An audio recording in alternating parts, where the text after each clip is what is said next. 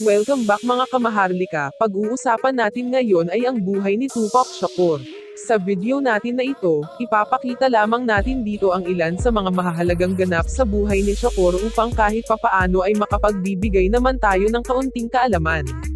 Pero bago natin simulan ang ating kwento, shoutout muna natin itong mga solid kamaharlika natin na patuloy na tumatangkilik sa ating channel.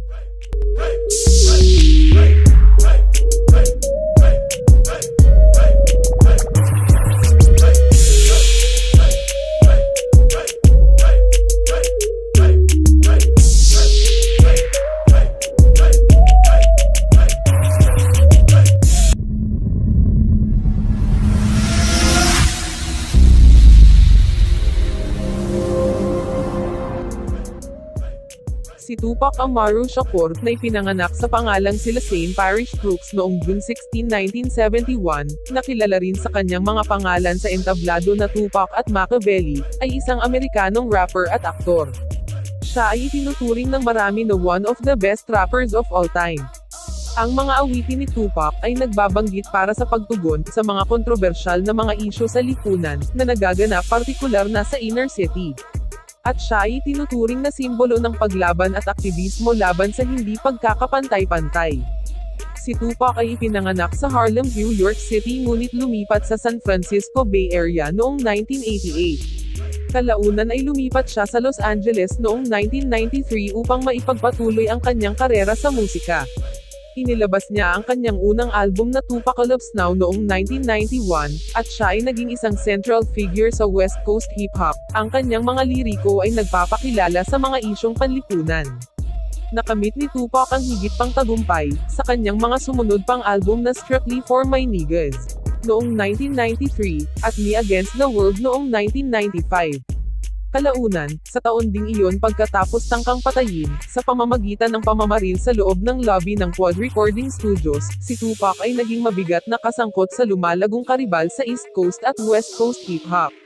Ang kanyang double-disc album na All Eyes on Me noong 1996 ay naging isa sa mga best-selling album sa Amerika. Noong September 7, 1996, isang malagim ang nangyari. 4 na beses na binaril si Tupac ng isang hindi kilalang gunman sa loob ng kanyang sasakyan sa Las Vegas. Namatay siya pagkalipas ng 6 na araw at ang gunman ay hindi nahuli hanggang sa kasalukuyan. Ang tinatawag na Notorious B.I.G. na si Christopher George Lator Wallace, na kaibigan ni Shakur na naging karibal din niya sa larangan ng rap, sa una ay itinuturing na isang suspect, ngunit pinaslang din, sa katulad na paraan ng pagpaslang kay Tupac. Ini-release ang 5 album mula noong kamatayan ni Tupac at ang lahat ay naging certified platinum. Sa labas ng musika, nakakuha rin si Shakur ng malaking tagumpay bilang isang artista kasama ang kanyang pinag-uusapang role bilang obispo sa pelikulang Juice noong 1992, Lucky in Poetic Justice noong 1993, Ezekiel in Gridlock noong 1997, at Jake in Gang Related noong 1997. At lahat ng iyon ay nakakakuha ng papuri mula sa kanyang mga kritiko. Si Tupac Shakur ay isa sa mga best-seller music artist of all time na nakapagbenta ng mahigit sa 75 million records sa buong mundo. Noong 2010, si Shakur ay pinasok sa Library of Congress National Recording Registry. At noong 2017 ay pinasok naman si Tupac sa Rock and Roll Hall of Fame sa kanyang unang taon ng pagiging karapat-dapat. Pasok din si Tupac sa listahan ng 100 greatest artist of all time.